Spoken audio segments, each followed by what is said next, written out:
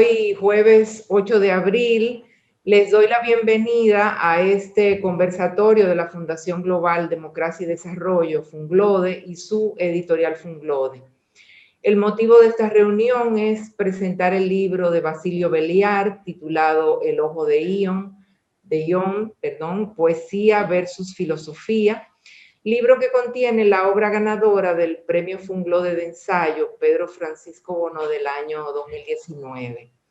Los miembros del jurado, en su veredicto, apuntaron que El ojo de Ion es una reflexión concienzuda sobre las relaciones entre poesía y filosofía, y que el autor exhibe dominio del tema, concisión y claridad expresiva al escribir el ensayo.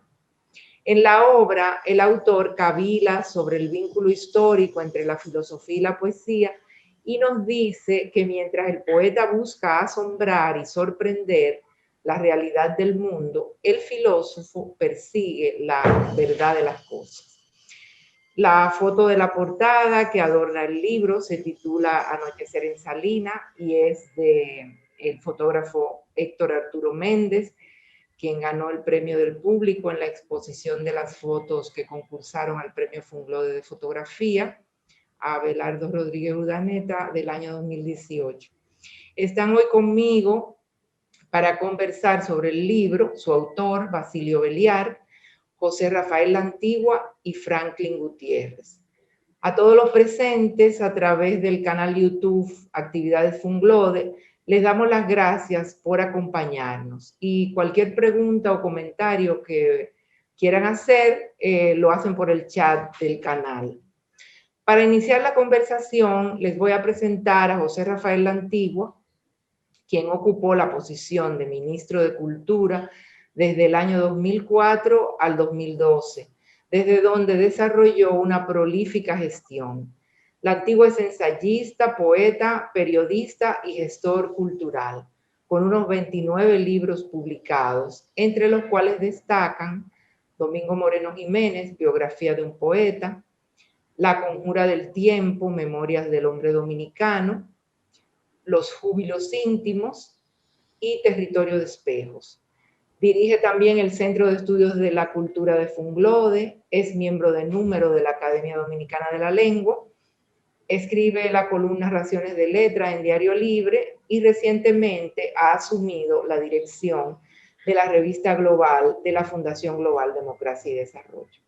Los dejo entonces con José Rafael La Antigua. Gracias, Nori. Muy buenas noches a todos. Qué bueno encontrarnos aquí con el amigo Basilio y con el amigo Franklin Gutiérrez desde Nueva York para participar en este que es el tercer conversatorio, ¿verdad? El de cuentos, luego el de poesía y ahora el de ensayo, que como muy bien ha dicho Nori, corresponden a los premios de 2019, pero que fueron entregados en noviembre del 2020, del pasado año, obviamente a causa de la pandemia.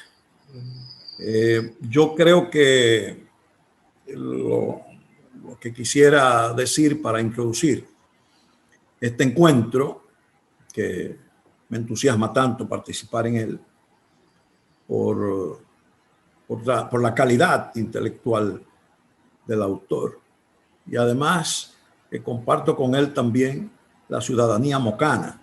Somos un país aparte, y entonces eso también tiene su importancia. Y claro, encontrarnos con el amigo Franklin Gutiérrez, que es casi decir un reencuentro, porque estamos en contacto casi permanentemente, y poder comentar, charlar, conversar en torno a este libro, El ojo de Ion, Poesía versus Filosofía, de Basilio Belliard.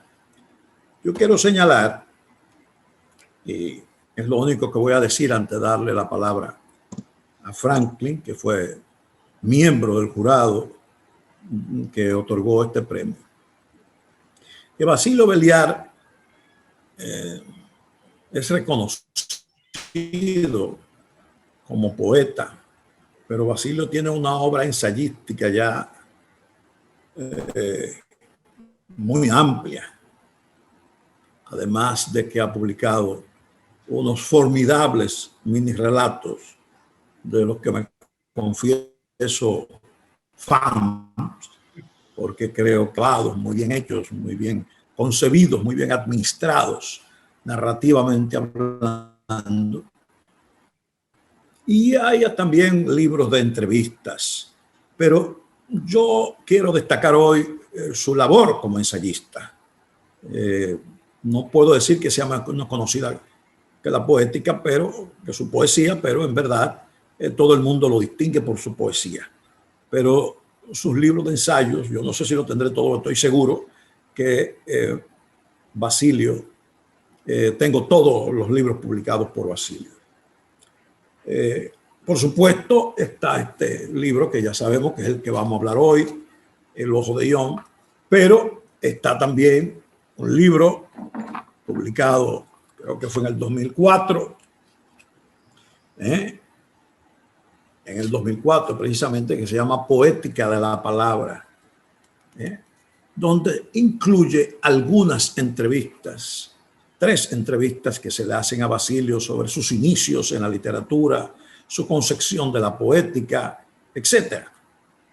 Uno de sus ensayos de teoría literaria, pues diríamos de mucha importancia.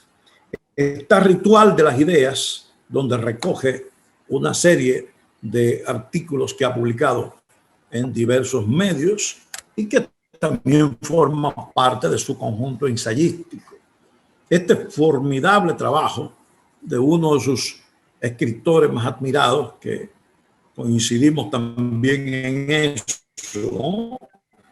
En que también uno de los escritores más admirados por nosotros, que es dado por la editorial Amargor y que también revela y muestra las características de profundidad, de estudio, de reflexión de Basilio Belliard como ensayista. Está El Imperio de la Intuición, que es un conjunto de ensayos literarios publicado por la colección del Banco Central de la República Dominicana, y está este formidable volumen que se llama Soberanía de la Pasión, también con un conjunto de ensayos literarios de Basilio Belliard.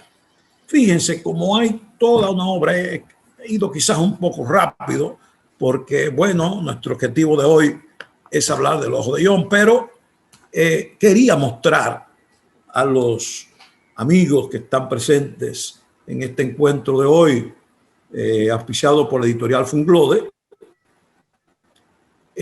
mostrar la obra ensayística de Basilio Belliard, que a mí me parece tan importante como su obra poética o como su obra breve, pero realmente sorprendente como narrador. De manera que de este modo hago una especie de esbozo de la labor y la trayectoria literaria de este distinguido escritor mocano de reconocimiento nacional y fuera de nuestras fronteras, de cuyo libro El Ojo de Ión, un formidable trabajo para hacer, no vamos a decir el parangón, pero sí el estudio de la simbiosis entre poesía y filosofía, y que con toda justicia el jurado actuante en los premios anuales de Funglode le otorgó el primer premio, o sea, el premio de ensayo. De esta manera hago esta introducción para ilustrar un poco a los que nos acompañan esta tarde, y voy a pedir a ese distinguido escritor, dueño también de una obra muy importante, en crecimiento porque la verdad que tiene muchos proyectos trabajando, que es el amigo Franklin Gutiérrez, que desde Nueva York nunca abandona en sus textos, en sus trabajos, la literatura dominicana. Acabamos de leer de él, y estoy seguro que lo ha hecho mucha gente aquí en Santo Domingo y en el país, su importante trabajo sobre Manuel de Jesús Galván y también sobre el Enriquillo, pero más centrado en el personaje, en la personalidad del autor Manuel de Jesús Galván. Pero eso será tema para otro encuentro que ojalá Nori también pueda auspiciar. Mis saludos, amigo Franklin. Los micrófonos son suyos, como se decía la voz dominicana. Me gustaría decir algo, como te introduje a ti al público, me gustaría también decir algo de Franklin. Es profesor de lengua española y literatura latinoamericana en la Universidad de Nueva York. Pertenece al Consejo de Educadores Dominicanos y a la Asociación de Estudios Dominicanos en Estados Unidos. En el 2000, su libro Enriquillo, Radiografía de un héroe galvaniano, obtuvo el Premio Nacional de Ensayo aquí en República Dominicana. Y en el 2020, su obra El rostro sombrío del sueño americano obtuvo el Premio Nacional de Novela, ambos auspiciados por el Ministerio de Cultura Dominicano. En el 2005, el gobierno dominicano le concedió la orden de Duarte Sánchez y Mella en el grado de comendador. Buenas tardes, buenas noches a todos los escuchas. Para mí es un verdadero placer estar en este encuentro. Ya José Rafael Antigua hizo una radiografía de Basilio Beliar, muy interesante, por cierto. Para mí ha sido un placer estar en el jurado del premio de ensayo Funglode desde que se fundó el premio. No me he fallado ni un año como jurado, al extremo de creerme como que yo presido el jurado, ¿no? Estoy ahí con otra persona. Entonces, eso lo digo porque he tenido la oportunidad de leer muy buenos libros. Hemos premiado muy buenos libros, sin lugar a duda, en diferentes ramas, en diferentes tópicos, en diferentes años y épocas. Yo, por ejemplo, recuerdo cuando en el 2011 premiamos un libro interesantísimo, Una centuria tocando acordeón, de Ñico Loras hasta Enrique, y 2 años después del mismo autor, Brevísimo tópico para la historia chiquita, de Pedro Carrera Aguilera. De ese modo premiamos un libro muy interesante sobre la narrativa de Pedro Berger, de Fernando Berroa. Y podría señalar otros libros más. Pero para mí, este libro, el que estamos premiando ahora, tiene una significación especial y ya diré luego por qué, ¿no? Pedro Ovalles y Enegildo Peña, que fueron las personas que me acompañaron en el jurado, tuvimos una gran experiencia y disfrutamos mucho la lectura y sobre todo la deliberación cuando estábamos deliberando para premiar este libro. Habían, por supuesto, muchos participantes con tópicos diversos, de áreas que a veces muy alejadas de la literatura, como ocurre siempre en todos los concursos. Pero este libro tenía particularidades y nos sirvió a nosotros que, más que quedarnos en encuentros así de hablar por las redes, hablábamos por teléfono, nos comunicábamos casi diariamente por teléfono para llegar a acuerdos, ¿no? Y el libro fue tan impactante que a final de cuentas terminó siendo premio único. O sea, dijimos, este libro tiene un valor tan significativo y tan importante que es el único libro que vamos a premiar, ¿no? No porque quizás los otros no tuvieran calidad, pero a veces como que cuando la balanza se va tanto hacia un lado, pues ese autor va a terminar siendo el beneficiado. Para tener una idea, aunque Nori dijo unas cuantas líneas de lo que fue nuestro veredicto, yo ahora, como una primera intervención, le voy a leer ese veredicto completo y luego seguiremos conversando del libro, ¿no? incluyendo ya dentro de Veredicto el título, porque cuando lo hicimos no sabíamos, ahora lo incluyo.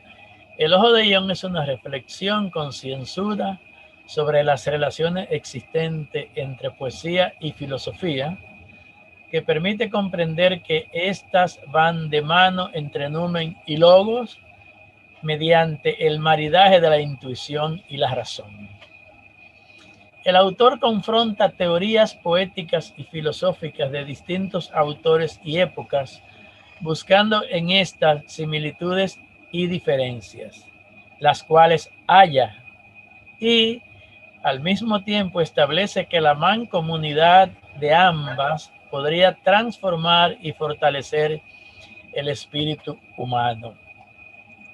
El ensayista exhibe un amplio dominio del tema y un manejo apropiado de las fuentes bibliográficas.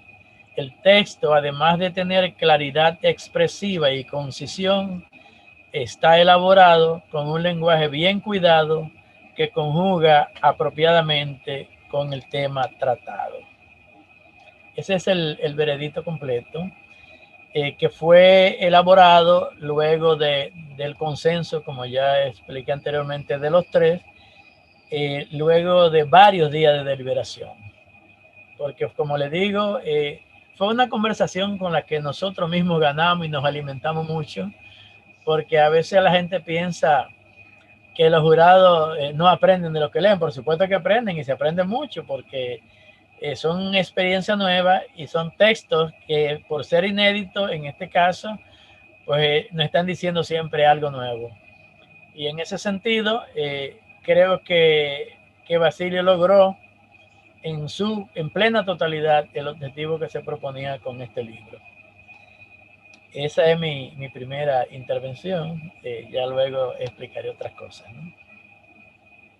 Entonces, bueno, ahora podemos darle la palabra a Basilio Beliares, ganador del premio Funglode de ensayo Pedro Francisco Bono 2019 y autor del libro que hoy presentamos. Basilio es poeta, ensayista y crítico literario.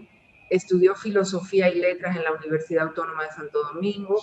Tiene un máster en filosofía por la Universidad del País Vasco y de la UAS, con una tesina titulada Filosofía y Poesía, una relación histórica de atracción y repulsión. Algunas de sus publicaciones son el poemario Diario del Autófago, Poética de la Palabra, Ensayo de Teoría Literaria, Sueño Escrito, que fue Premio Nacional de Poesía en el 2002, Soberanía de la Pasión y también El Imperio de la Intuición. Los dejo con Basilio. Muy buenas noches. Muchas gracias, Noris, por organizar este coloquio. Muchísimas gracias a José Rafael La Antigua por esa presentación tan generosa. Igualmente a Franklin Gutiérrez por explicar y leer en parte el veredicto, que no lo conocía íntegramente, sino conocía apenas el que se leyó, el que se dio a conocer, cosa que me llena de mucha satisfacción el hecho de que haya sido premiado por un jurado tan calificado, integrado por un poeta y ensayista, por otro poeta y ensayista y por un novelista y ensayista y académico, como lo es Franklin Gutiérrez. Ahorita en la presentación de La Antigua me daba mucha curiosidad el hecho de que acaba de llegarme esta semana un volumen de mi último libro de ensayo, que tiene casi 600 páginas, de Amargor también, que se llama Círculo Abierto, que se lo voy a presentar, que es ese, donde reúno todos los ensayos de literatura, de filosofía y algunas entrevistas que les haré llegar próximamente. Bueno, yo quisiera hablarles un poco de en qué consistió mi impulso inicial para hacer esta especie como de aventura intelectual, para establecer ese vínculo que ha existido de manera entrañable e histórico entre la filosofía y la poesía, desde la óptica de un estudioso, como lo soy de la filosofía, y de un cultor de la poesía y también estudioso de la poesía, y también de la historia, tanto de la poesía como de la filosofía. Entonces, en ese sentido, me parecía como de justicia dedicarme un poco a adentrarme en la historia y en la evolución de ambas facetas intelectuales, o del intelecto y también del arte y la cultura, como lo son la poesía y la filosofía, que como todos saben se remonta a la antigüedad clásica griega y mucho más atrás en el tiempo a los presocráticos. Y de ahí la importancia que tiene la filosofía como una disciplina que en principio era la madre de todas las ciencias, pero que precisamente nace de la poesía, lo que significa que la poesía es más antigua que la filosofía. Entonces, siempre han vivido en habitaciones contiguas, como yo digo, pero también se atraen y se repelen. O sea, es una relación como de amor o odio que ha habido entre la filosofía y la poesía, o entre los poetas y los filósofos, aun cuando ha habido poetas, filósofos y filósofos poetas. O sea, algo muy curioso que ha sucedido con la historia de la filosofía y de la poesía. Yo le puse Ión, el ojo de Ión, porque Ión o la poesía es un diálogo de Platón, en el que Platón precisamente aborda la esencia o la naturaleza de la poesía como una expresión del intelecto. Y de ahí entonces que quise hacer un rastreo bibliográfico, como se puede apreciar en la bibliografía, hasta de dónde se remontan los estudios, las reflexiones de los estetas, de los poetas y también de los filósofos sobre este fenómeno, sobre esta cuestión que es esencial en la historia tanto de la poesía como de la filosofía. Entonces buscaba siempre lo que fue lo que le dio origen a ambas, a partir de como de esta crisis que se produce de esta vieja querella o antigua querella entre la filosofía y la poesía, que es el asombro. Parecería muy curioso, pero quien le da origen a la poesía y la filosofía es el asombro. ¿Por qué? Porque la filosofía nace del asombro y la poesía también del asombro. Por eso Platón decía que los poetas ven con asombro donde los demás ven con costumbre. Eso también sería válido para la filosofía. En ese sentido también pudiera yo hablarles un poco de mi experiencia, digamos, sensible en relación a cuáles serían los primeros estudios que yo tuve en mis manos para estudiar o entender este fenómeno o esta relación histórica. Por ejemplo, ese brevísimo libro que se llama Reflexiones filosóficas acerca de la poesía de Baumgarten me pareció muy curioso, porque ese señor fue un alemán en el siglo XVIII, creó la palabra estética, porque no existía la palabra estética, a pesar de que las reflexiones sobre la belleza y lo bello y el amor están en Platón, en Fedro, en Fedón, por ejemplo. Pero Platón nunca habló de la palabra estética, sino que la palabra estética nace con este filósofo, pero que tampoco Baumgarten desarrolló la estética como una disciplina filosófica, sino que dijo que era un conocimiento sensible. En ese sentido, entonces, ese concepto, esa idea de conocimiento sensible, perfectamente cabe a la poesía.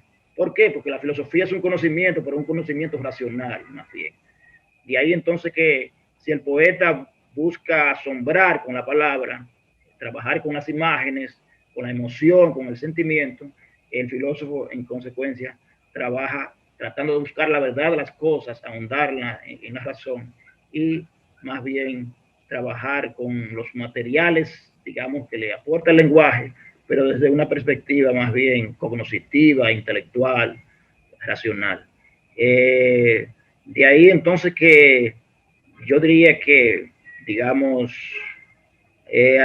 toda esa larga aventura que existió históricamente entre la filosofía y la poesía, de conflictos, tratando de llevar a cabo una lucha hegemónica por conquistar una primogenitura, o sea, una preeminencia de qué era primero, si la filosofía o la poesía, si la emoción o el concepto. Todo eso ocupó toda la antigüedad clásica grecolatina, también la época medieval, hasta que en el mediados del siglo XVIII los poetas románticos volvieron a ocuparse de este conflicto, de ver la poesía como una expresión del pensamiento. Por eso ese concepto de poesía del pensamiento, que yo vi que se trabajó mucho en la década de los 80 aquí, los poetas, José Mármol, Plinio Chaín, que hablaron siempre de la poética del pensar. Ese concepto no es nuevo, ya lo habían trabajado o lo habían explorado en él los poetas románticos alemanes, Novalis, Hölderlin y muchos otros poetas, que siempre trataron de que en la poesía hubiera pensamiento, ideas.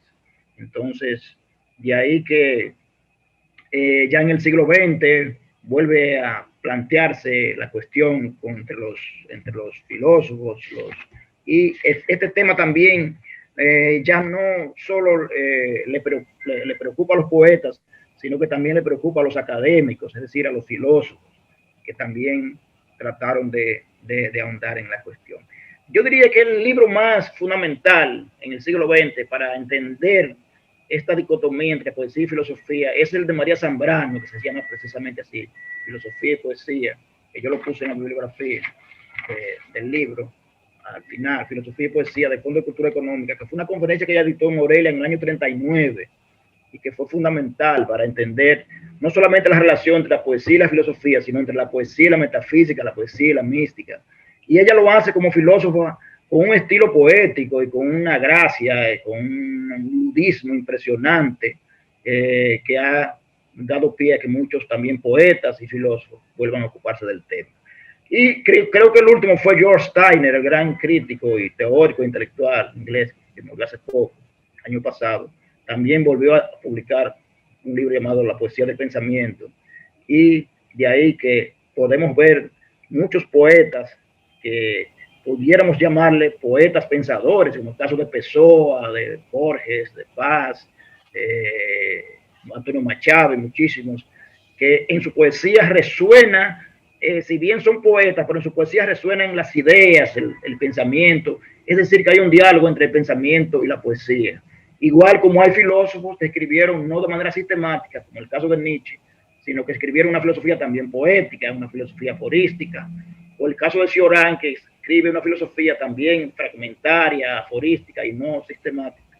De modo que también pudiéramos hablar de filósofos que escribieron o que crearon una obra filosófica, pero con aliento poético, y poetas que crearon una obra poética con aliento filosófico, como el caso de Pessoa, reitero, e incluso en Octavio Paz y muchos poetas, y Paul Valéry, de los cuales yo me ocupé en el libro, y que en gran medida con los cuales he dialogado de manera, digamos, sentimental o secreta, y que han influido en mi escritura poética y también en mi escritura ensayística.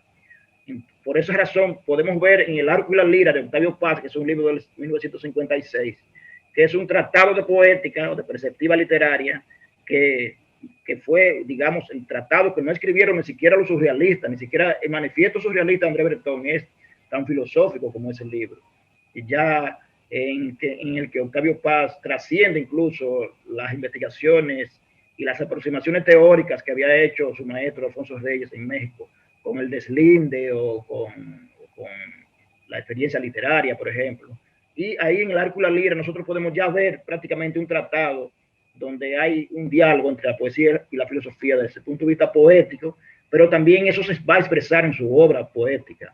Es decir, de esos poetas intelectuales que también tuvieron una gran cultura filosófica, como es el caso, por ejemplo, de Borges, cuyas conferencias sobre la poesía tienen también un gran trasfondo metafísico y filosófico y hasta teológico, lo cual significa que muchos poetas en gran medida han tenido una preocupación esencial, cardinal, por conocer la historia de la filosofía y ver cómo ha sido ese vínculo. Entonces, en ese sentido, pudiéramos nosotros ver la filosofía no tanto como una disciplina que busca la razón y la verdad, sino como una filosofía, como lo fue en su esencia histórica, como un amor a la sabiduría, en el que la filosofía se caracteriza por buscar la razón, ¿no?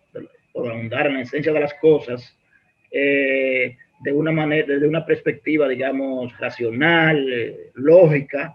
En cambio, al poeta nosotros lo vamos a ver como aquel ser que trata no de decirnos la verdad, de buscar la verdad, sino de contemplar el mundo, de dejarse influir por la naturaleza y de no postular sistemas ni ideas, sino de crear y articular ni siquiera un discurso sistemático, sino de escribir, de crear, de fundar un universo, un mundo de palabras y de imágenes, no tanto un mundo de ideas, ¿no? O sea, el filósofo sí trata de postular y crear sistemas, como el caso de Hegel, de Heidegger, de Kant, de Marx, etcétera.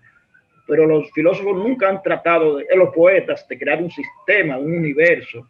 Ni siquiera Whitman, que escribió una gran epopeya, o Ezra Pound, trataron de escribir en verso, ¿no? Una obra que tuviera la pretensión de crear un sistema, un universo acabado, cerrado, ¿no? Sino abierto.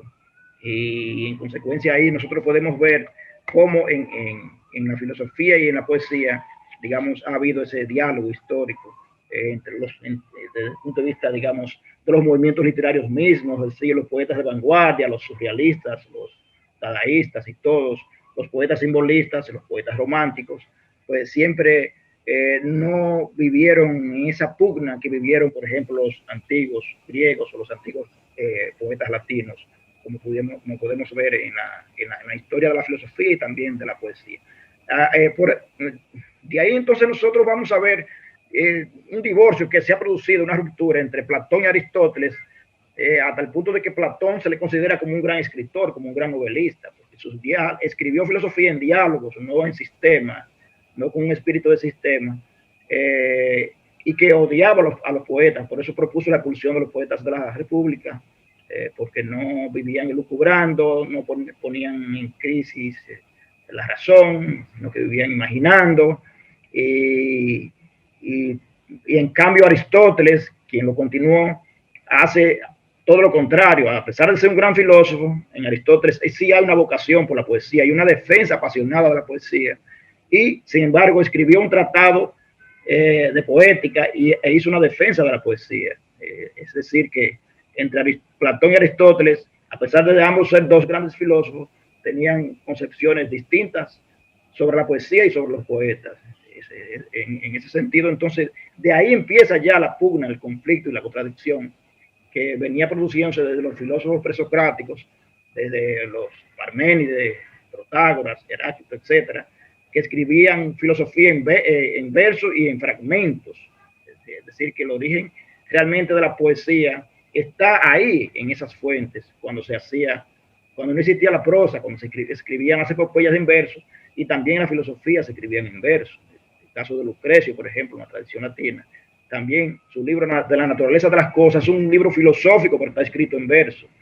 Es decir, que se puede hacer ambas cosas. Se puede hacer poesía con aliento filosófico y filosofía con aliento poético. Lo que yo he tratado de hacer realmente es eso, una reflexión desde una óptica filosófica, pero siempre con aliento poético, tratando de que prevalezca siempre la vocación de estilo, la voluntad de estilo, la defensa de la palabra, porque la palabra también es otro elemento cohesionador, unificador, que va a unificar y que va a servir como de puente, de camino, tanto al poeta como al filósofo, para producir ideas o imágenes, es decir, para producir poemas o filosofía, tanto en verso como en prosa.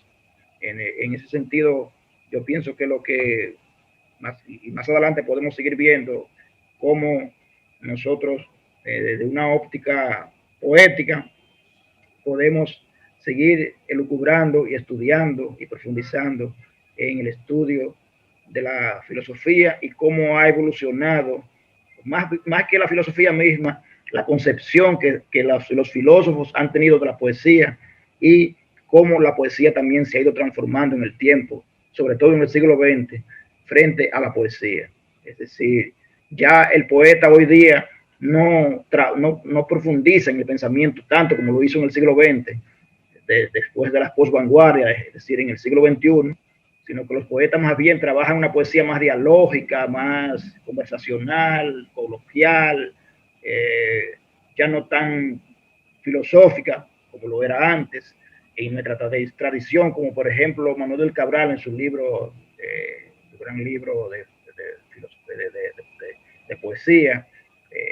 No vemos ya en Manuel del Cabral, incluso desde los años 40, un poeta que a pesar de ser dominicano y vivir en Sudamérica, ya tenía también preocupaciones por hacer un tipo de poesía metafísica, como Los huéspedes secretos, y de escribir una poesía que también dialogaba con Oriente, con esas influencias de los Upanishads, de los Vedas, y toda esa tradición del pensamiento oriental, que es también un rasgo importante de cómo Oriente y la filosofía y las religiones del lejano y del Medio Oriente también han servido de caldo de cultivo y de materia poética para que los poetas, no solamente chinos y japoneses, escriban haiku, escriban poesía, sino para que muchos poetas occidentales, como el caso de Borges o de Paz en Hispanoamérica, también hayan bebido en esas fuentes y hayan escrito una poesía también con aliento filosófico y sobre todo con aliento metafísico, lo cual también quiere decir que la poesía también ha tenido un diálogo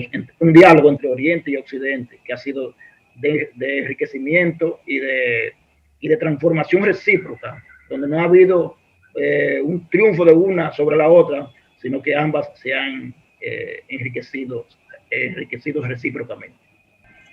¿Algún otro quiere comentar? ¿La Antigua o Franklin? Yo pienso que la intención y lo que logra Basilio en esta obra El Ojo de Ión es hermanarlas, o sea, hermanar la poesía y la filosofía mediante los puntos comunes que concurren en ambas. O sea, que no se trata de ver la poesía separada de la filosofía ni viceversa, sino unir a las dos para ver cuáles puntos las abrazan y las hermanan y la convierten en un solo pensamiento. Pero a mí me parece que uno de los aportes de esta obra de Basilio es que precisamente en el medio literario nuestro escasean los estudios de teoría literaria en relación con la filosofía y con otras manifestaciones del saber humanista.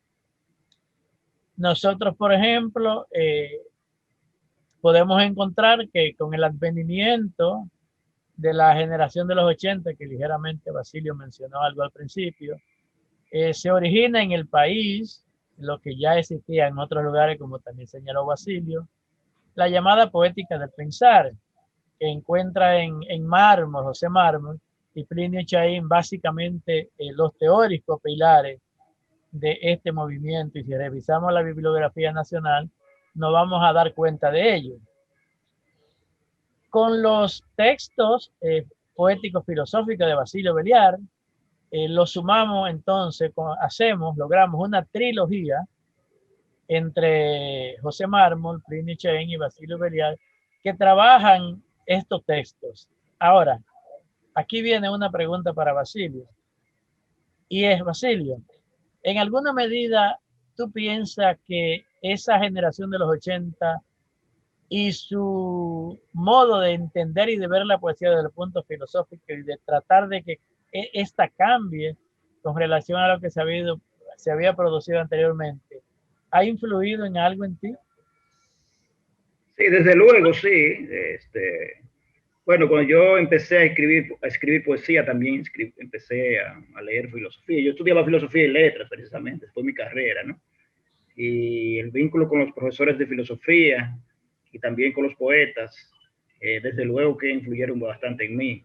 Y la lectura de suplementos culturales que leía cuando todavía estaba en Moca fue muy importante. Biblioteca fue un suplemento fundamental en el debate intelectual de los años 80, Isla Abierta, y sobre todo mi participación en el taller literario César Vallejo. Todavía, ya en los principios de los 90, todavía existían ecos de esos debates, de la relación entre la poesía y la filosofía, y de la presencia y la hegemonía o el imperio del pensamiento en la poesía. En ese sentido, sí, desde siempre, la lectura de la poesía de Mármol, de Plinio, de todos los poetas de los 80, de los huéspedes secretos, de Don Cabral, en gran medida también la poesía de Franklin Mieses Burgos, de Freddy Gastón Arce, y el contacto directo con la poesía de Octavio Paz, muy temprano también, me influyó bastante en que yo tratara de articular un discurso en lo personal y una poética a partir de la reflexión filosófica del lenguaje, desde el punto de vista también de la escritura, pero también de la teoría, ¿no? Porque también el hecho de estudiar letras, de estudiar filosofía, me dio una base teórica a cierto punto para ahondar en esa relación y también para seguir pensando en el fenómeno en la totalidad, desde una perspectiva también lingüística, ¿no? Pero sobre todo filosófica, de cómo la poesía era una expresión del lenguaje, pero también producía conocimiento. Cuando uno lee un poema de un poeta filosófico, como el caso de Pessoa, sobre el cual yo hice una tesis de grado, que también fue muy importante para mí, conocer a ese poeta. Desde luego que también cuando uno escribe poesía y uno evoluciona de una manera, digamos, paralela, la evolución del escritor, del poeta, con el estudioso, con el estudiante, ¿no? Hasta cierto punto. Esas lecturas también se filtran en la sensibilidad de uno e influyen poderosamente. De ahí que esos dioses tutelares, esa tribu de la sensibilidad, como le llamaba José Saramago, van acompañando a uno en este viaje, en este recorrido por el camino de las letras, de la poesía y de la filosofía. Y esas lecturas de libros, esos intercambios de autores que son comunes,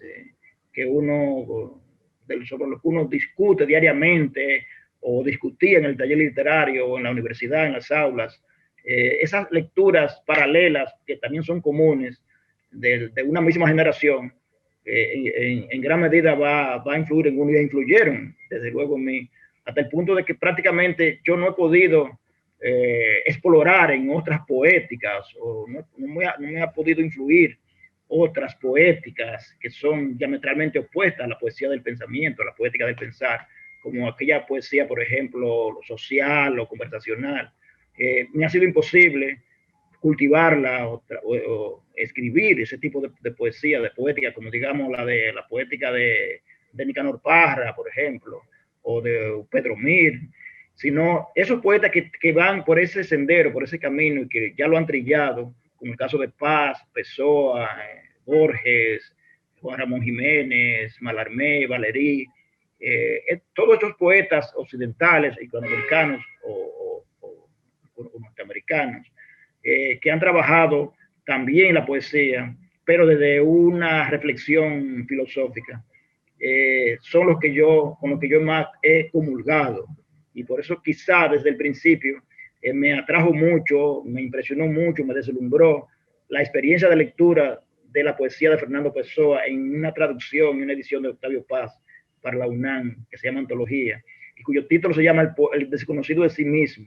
Cuando yo leí esa antología me deslumbró y de inmediato fui a leer su poesía completa, estudié portugués para leerlo en portugués, hice la tesis sobre él, y ese tipo de poesía que es muy personal, pero que es una poesía metafísica en gran medida, era la poesía que a mí me cautivaba y ha sido la poesía que siempre me ha conmovido y me ha impactado.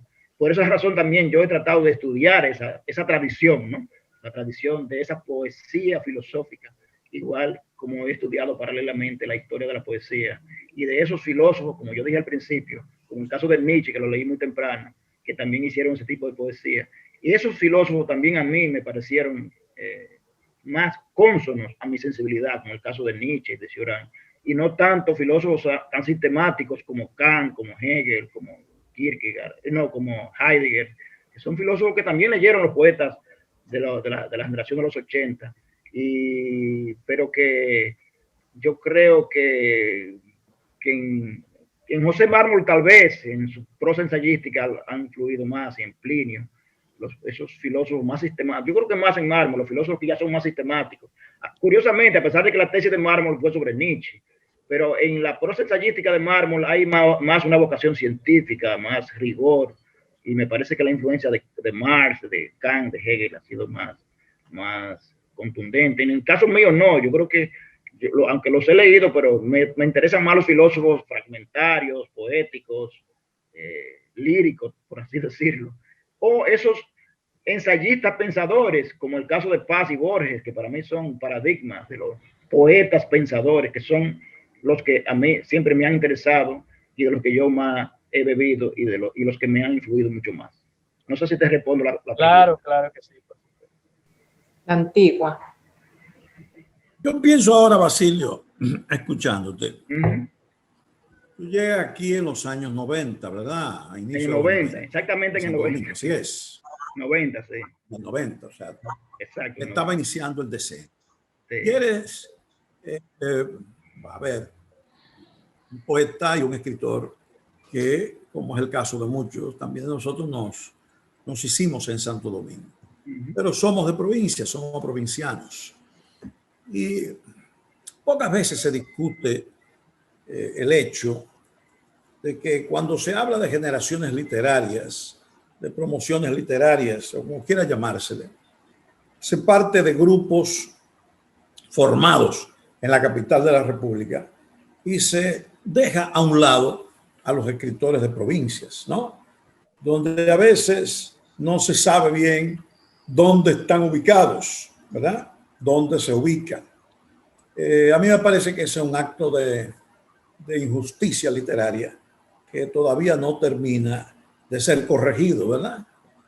Y lo digo por el caso de que la generación del 80 es una de las pocas generaciones que produjo sus principales textos en ese mismo decenio.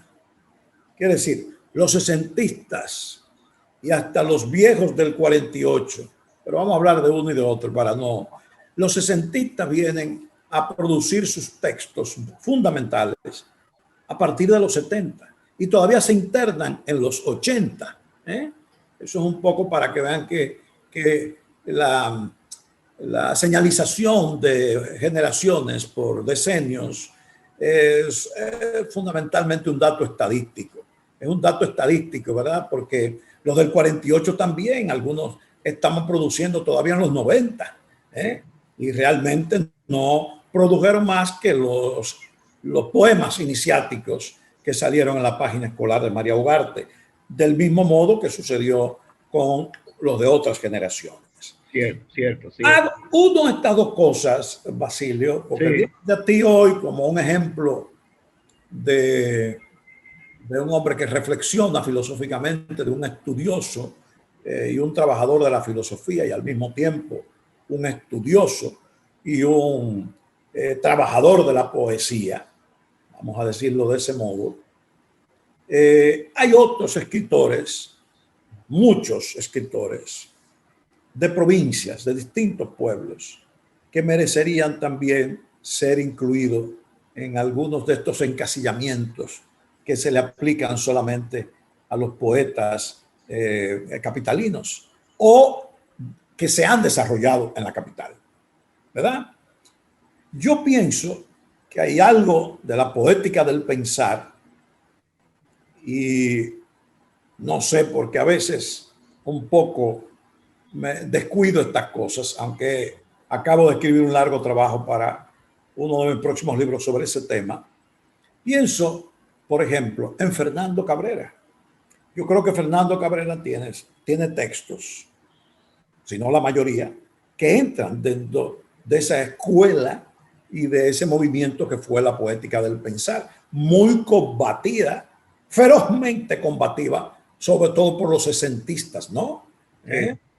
Hubo discusiones célebres, memorables, vamos a decir, sobre ese tema. Entonces, menciono solamente a Fernando Cabrera, pero yo pienso que hay otros poetas, algunos me vienen a la mente, otros no, que también de alguna manera fueron influenciados por esa corriente, que aunque databa de otros tiempos, como tú bien señalas, realmente son ellos, José Mármol y Plinio Chaín, lo que le dan curso, vigencia y hasta beligerancia al tema y al ejercicio poético en esa onda, vamos a decirlo así. O sea, lo que quiero decir con esto, porque un poco escuchándote, he caído en eso. Realmente Basilio es un valor literario ya indiscutible,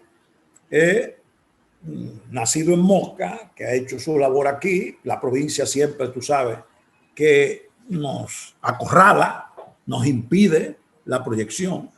Se la sigue impidiendo a muchos que no tienen medios para proyectarse, para publicar sus libros, para difundir sus trabajos, sus textos, ¿no? Pero indiscutiblemente el ejemplo que tú das con tu capacidad reflexiva y con tus trabajos concretos poéticos, bueno, solamente el que hace el análisis y el estudio, eso es muy importante y ya lo he señalado con todos estos libros que tú has publicado, sino también el hombre que en lo concreto ejerce esa poesía reflexiva, como yo le voy a llamar, con su carga filosófica, con su traje de filosofía, provocando, como tú dices, como la provocan estas dos disciplinas, el asombro. O sea que es bueno señalarlo para que a otros estudiosos, tal vez como tú, poetas, también como tú, de envergadura, de importancia. Por eso mencioné a Fernando, que ha ganado premios, que ha publicado libros que realmente merecen un estudio más a fondo. Realmente también se han incluido entre esos que hicieron una práctica de la poética del pensar. Tú has dicho también con mucha propiedad que la de hoy es otro tipo de poesía. Yo hablaba precisamente con Franklin estos días de los Defrets y de ese grupo, Irene X, que están haciendo una poesía, bueno, muy distinta, pero yo que lo he estudiado a muchos de ellos, porque no sé cuántos son definitivamente, en verdad son textos poéticos muy bien pensados, muy bien construidos, pero desde luego con el lenguaje coloquial, con ciertas aprensiones, con ciertas disposiciones temáticas que no son justamente de las que estamos comentando esta noche, pero que forman parte de esa generación que ha surgido por estos tiempos totalmente diferente. Y qué bueno que sea así. No podemos seguir practicando siempre la misma poesía. Podemos estar en desacuerdo con ellos. Yo le he llamado en algunos ciclos la gente del dembow poético,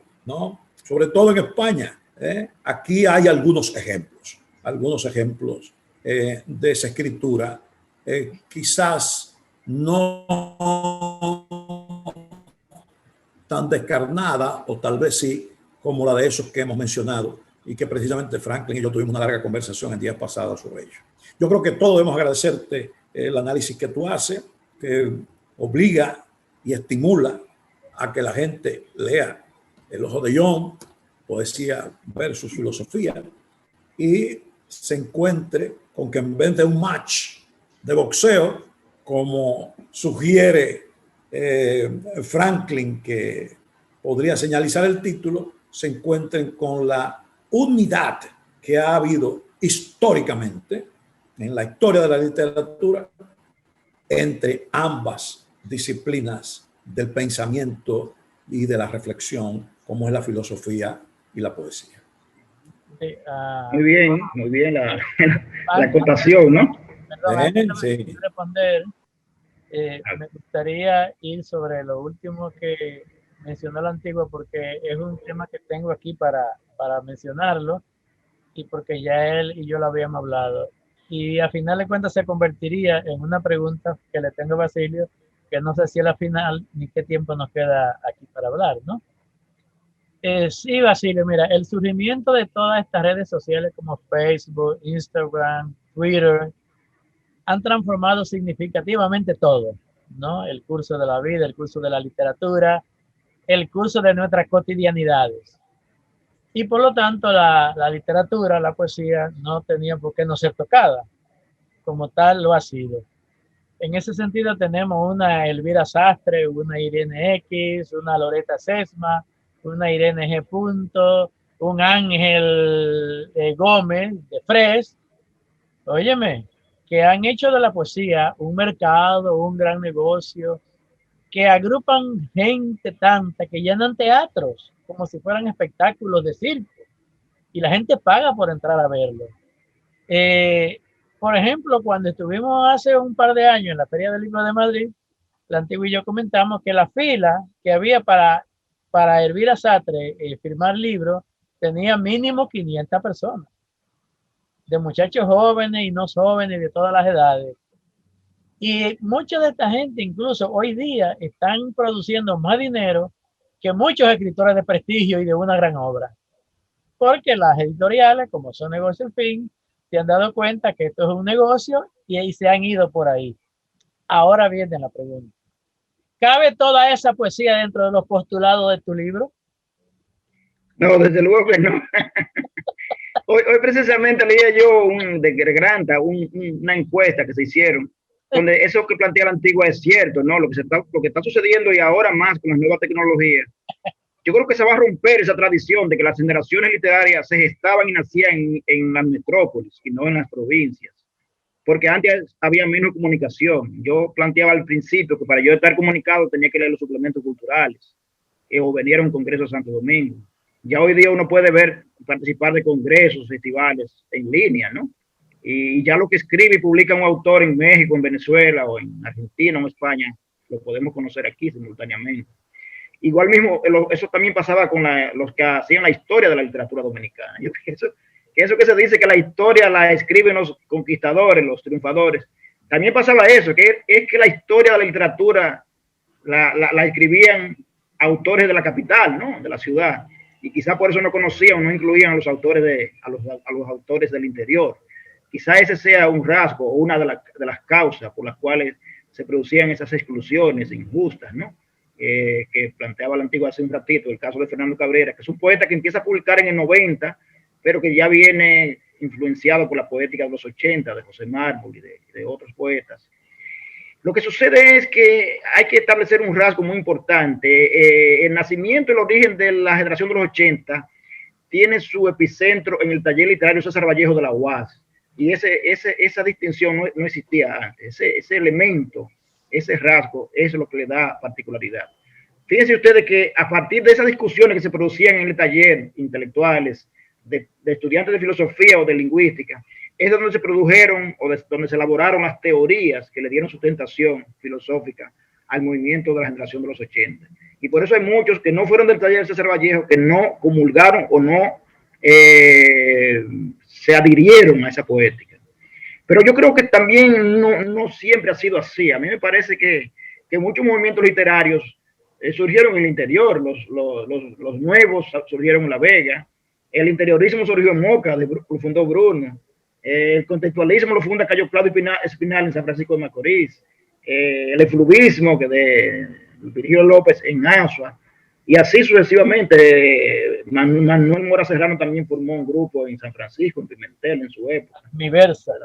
Sí, de la verdad y la belleza. Yo creo que también se producían movimientos en el interior, pero no había tanta comunicación, no había lo que hay hoy, ¿no? Tanto diálogos, donde hay festivales de poesía, donde los poetas viajan, intercambian, conocen a los poetas del exterior, se hacen festivales de poesía, y esa influencia es más directa. Por ejemplo, cuando Homero Pumarol, que yo diría que es el primer poeta que rompe con esa poética del pensamiento, con su libro Cuartel de Babilonia, a propósito de Jack Veneno, de aquel famoso poema que hoy día se está leyendo mucho, Jack Veneno muerto. Indudablemente que en ese breve libro de Homero ya hay una ruptura radical, una poesía irónica, neotestimonial, urbana, que no tiene nada, ningún viso de pensamiento. Pero sin embargo coexisten, pueden coexistir. Yo pongo, por ejemplo, el caso de Hugo Mujica, que es un poeta de la antigua y todos nosotros conocemos, que vino a un festival de poesía una vez. Ese es un poeta eminentemente filosófico, incluso él es teólogo y filósofo. Y toda su poesía, todos sus libros son eminentemente filosóficos. Y sin embargo, él tiene su público, él lo lee en Argentina, en América Latina. Y no solamente eso, sino que ganó hace 3 o 4 años el premio de poesía Casa de América, o sea que tiene recepción, que tienen lectores. Todas yo creo que pueden convivir, las poéticas, la del pensar, la neotestimonial, la conversacional y todas. Algunas se han añejado más, pero otras permanecen en el tiempo. Hay también revivals, poetas que vuelven, poetas clásicos modernos que la gente sigue leyendo, como Borges, Paz, latinoamericano, quiero decir, Huidobro. Darío ha envejecido más, pero todos esos poetas continúan siendo leídos, estudiados. Lo que pasa es que el espíritu de la época, en este espíritu de esta época, ¿no? Esos poetas se leen, se estudian, pero no influyen en la sensibilidad de los jóvenes, como el caso que tú mencionaste, Franklin, de Elvira Sastre y otros poetas españoles y de América Latina. Son poetas que tienen otra vivencia, otra experiencia, otras lecturas, otros gustos, que ya no leen filósofos, que ya vienen que tienen una cultura audiovisual más poderosa, que ven videos, documentales, que tienen una cultura que viene no de los libros ni de la tradición filosófica. Es más, yo diría que ni siquiera viene de la tradición poética en sí misma. Son poetas que no han estudiado la evolución de la poesía desde el punto de vista de sus movimientos, sus tendencias, etcétera, sino que son poetas que son talentos puros. Yo he tenido esa experiencia, por ejemplo, de jóvenes poetas dominicanos, que tú les preguntas por 10 grandes poetas y no los han leído, y sin embargo escriben una poesía extraordinaria, premios tienen, grandes poemas, no voy a decir títulos ni autores, pero son jóvenes, lo que significa que la poesía es más talento que cultura. Yo siempre he dicho eso, y no es tanto una experiencia libresca, sino más bien una experiencia, un talento que se nutre de la contemplación, pero también se nutre del talento, del dominio, de empezar temprano, de practicar diariamente la poesía, y ya no tiene ese sustrato que tenía antes, ese tipo de poesía, la de Frank Baez aquí, para hablar de un caso dominicano, de Homero Fumarol, o de Natacha Valle y otros poetas. Y así tú vas por América Latina, por México, Colombia, y los poetas surgidos en los últimos 10 o 15 años ya no cultivan esa poesía con ese sustrato filosófico que tenía antes, o que tuvo la generación de los 80 en la República Dominicana, por ejemplo, que fue una ruptura. Yo pienso que más bien quienes estudian y leen filosofía son los filósofos, los estudiantes de filosofía, ya no son los poetas. Los poetas tienen otros intereses. Algunos ni siquiera tienen vocación intelectuales de ser ensayistas, sino de ser solo poetas, o de ser poetas y narradores, o de ser poetas y pintores, poetas y músicos, o narradores y músicos, como el caso de Rita Indiana y de otros, que no tienen ninguna preocupación por ser intelectuales, por estudiar sociología o antropología o filosofía o lingüística, sino que son artistas puros y ya no pertenecen a esa cofradía, a esa cohorte de intelectuales que eran más académicos, de poetas, eso es otro rasgo importante, y que muchos de estos poetas de los 80 nacieron de la academia, nacieron de la UAS, de ese debate, de esas discusiones, heredaron esas discusiones, esos temas intelectuales, se fueron montando sobre un discurso filosófico, sobre una tradición poética y filosófica, y fueron metabolizando esas lecturas, intercambiándolas. Y ese era, digamos, el espíritu de la época, lo que se respiraba, era el aire de la época. Y por esa razón heredaban las poéticas, las iban intercambiando, y así permanecía esa tradición. El caso, por ejemplo, de Víctor Villegas, que ahorita mencionó la antigua, los poetas de la generación del 48, es un poeta que surge en los años 40, publicaron sus poemas en el suplemento de María Ugarte. Pero Villegas es un poeta de los 70 prácticamente, porque publica sus libros en el 78, 77, por ahí. Y Freddy Gatón Arce, Retiro hacia la luz, es del 75, 78, por ahí. Publicó en los 80 también. En los 80. Y Villegas tiene un libro que es ochentista, cuyo fundamento o bebió de la poética del pensar, que es poco tiempo después. ¿Por qué? Porque Villegas dialogaba, conversaba con Plinio Chaín, leía sus libros y se fue renovando, transformándose, bueno, y también bebió de esa influencia y quiso también renovarse, ¿no? Y por eso Villegas fue un poeta siempre joven, poeta que se fue transformando, que dejó la poesía social y asumió una poesía más filosófica, como es el caso, por ejemplo, de ese libro, o de Freddy Gatón Arce y de otros. Lo que pasa es que también permanecieron mucho tiempo gravitando sobre la cultura poética y literaria en el país, y ellos también tuvieron la capacidad de renovarse o de relanzarse o de transformarse. Otros no, otros permanecieron incólumes con una poética unitaria, muy sólida, granítica, y continuaron haciendo el mismo tipo de poesía. Hay poetas que, por ejemplo, Homero Fumarol, cuando escribe su primer libro, Orador de Opio, que éramos compañeros de estudio, era un libro influido por la poesía del pensamiento, que ganó el premio de la UNF, el premio de poesía de la UNF, y él ni siquiera quiso publicar ese libro, nunca lo publicó, y sin embargo, 2 o 3 años después aparece este boom, el breve libro Cuartel Babilonia, que es un libro que no se parece a ningún libro de la generación del 70 ni de los 80. Y ahí, por ejemplo, tenemos un caso muy emblemático, el caso de Frank Baez, que aparece con su libro Postales, que es un libro también del 2007, 2008. ¿Por qué? Porque Frank Baez ya no viene de la tradición de la generación de los 80, ni siquiera de la tradición de la poesía dominicana, sino que Fran, por sus viajes, por sus contactos internacionales, ya venía leyendo y estudiando a esos poetas latinoamericanos, es decir, chilenos, argentinos, y porque gracias a la internet y al ciberespacio, él pudo tener contacto directo con los textos simultáneos que escriben esos jóvenes poetas de su misma generación. Y eso en los años 70 y 80 no se producía. Para que aquí llegara un libro de un joven poeta en los años 70 y 60, había que esperar un año, o que alguien viajara y lo trajera, o que alguien lo tradujera, o que, bueno, en fin, era muy difícil que se produjera esa influencia tan rápida y tan directa como se produce hoy en la poesía en República Dominicana, en América Latina y el mundo. Mira, yo creo, Basilio, yo no me resisto como Franklin a ningún ejercicio poético.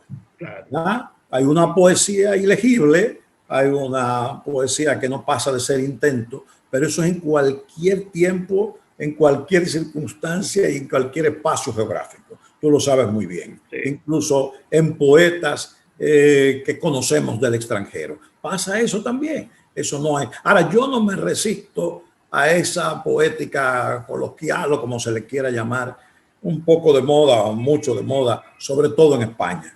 Y el que Irene X llene estadios, bueno, pero qué formidable sería que eso suceda con muchos poetas.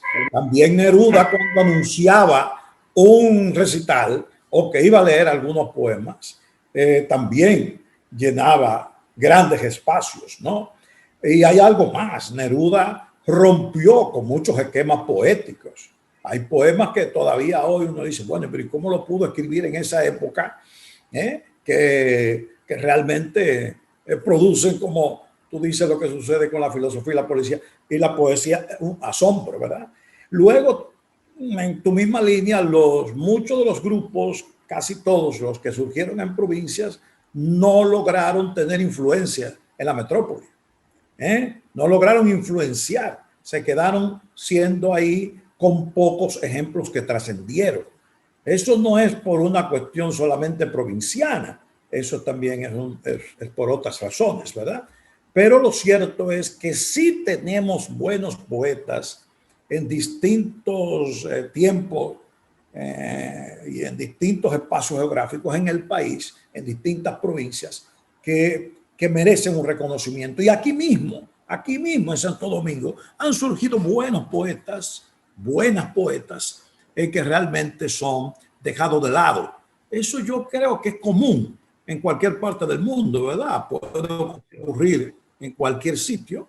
Y Fran Báez tiene años. Recuérdate cuando los primeros festivales de poesía de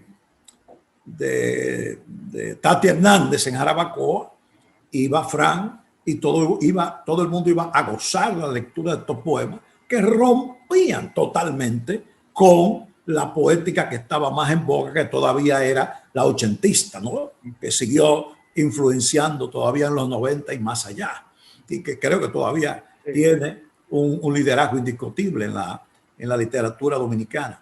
Esa poesía rompedora que han ejercido algunos poetas que, como el caso de Neruda, se movieron tanto aquí como allá, como decía Vigil Díaz, bailaban en distintos tonos, ¿no? Y fueron rompedores, como he dicho. Esa poesía se ha tomado otro cauce, es el cauce urbano de hoy, y no deja de ser un fenómeno digno de atención, digno de atención. El Defred dice que él siente a veces que toda España lo conoce. Bueno, parecerá una actitud arrogante, pero sí, el hombre vende. Y en una de mis dos últimas visitas a la Casa del Libro de Madrid, me ha asombrado que en vez de las grandes novelas o de los grandes nombres, que también eso ha ido cambiando en la literatura, Basilio, tú como gran lector lo sabes, que muchos de los grandes nombres de la literatura han cambiado y están surgiendo en la novela, en el cuento, en el ensayo, nombres nuevos. Pues también pasa con la poesía. Defrex, Irene X y compañía son un grupo, pues realmente estaban en las principales estanterías de la Casa del Libro. Desde que tú entrabas, Eso es. ¿Por qué? Simplemente porque están vendiendo. Entonces, eso es un fenómeno que yo creo que siempre he señalado como importante. Algunos autores entienden que se hace la literatura para unos pocos y que si te llega la fama o el éxito, como decía un gran escritor, que no, mismo Paz, que el que escribe, el literato, no escribe para el éxito, que el éxito es para los deportistas. Yo no estoy totalmente de acuerdo. Dichosos aquellos que alcanzan el estrellato como lo alcanzó Neruda, como lo alcanzó el propio Paz, o como lo alcanzó entre nosotros Pedro Mir, cuyo Hay un país en el mundo se leyó, se declamó, se cantó en todos los espacios del país. Y no hablo de otros que también le ha sucedido lo mismo. Bueno, yo creo, Noris, que hemos tenido hasta ahora una conversación súper interesante. Si Franklin quiere decir algo más, porque ya estamos acercándonos, o ya nos llegamos, ¿verdad?, a la 1:30 que tú habías establecido. Y yo creo que lo más rico de todo este encuentro han sido las reflexiones del académico, del poeta y del filósofo Basilio Berlanga, del ensayista, que, ¿verdad?, ha dado aquí una clase doctoral. ¿Qué le parece a usted, don Franklin? Maravilloso, maravilloso, y yo no espero menos de él, ¿no?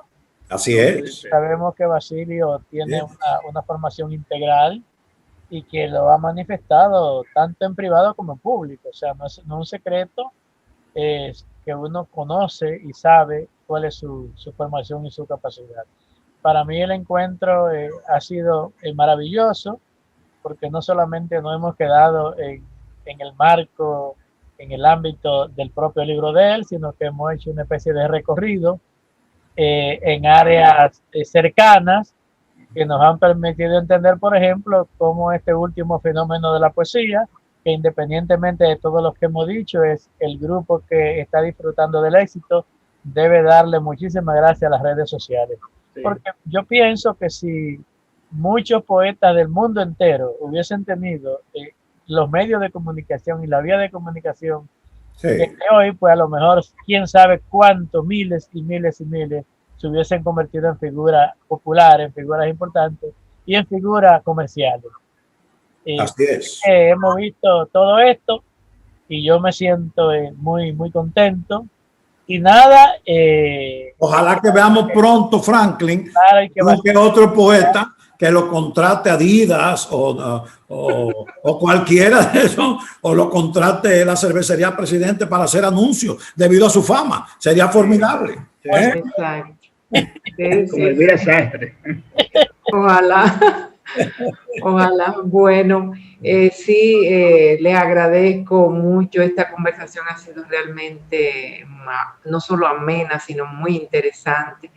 Y como ustedes dicen, Basilio ha hecho galas de todo su conocimiento y de la manera interesante que habla. Varias personas por el canal de YouTube han comentado y han felicitado y dado las gracias a Basilio, entre ellos Juan Daniel Balcácer. El video será subido probablemente se siga viendo en el canal de YouTube durante unos días, pero luego lo bajan para editarlo, quitarle alguna cosita en el inicio y el fin que sobre, pero va a estar en el canal de YouTube.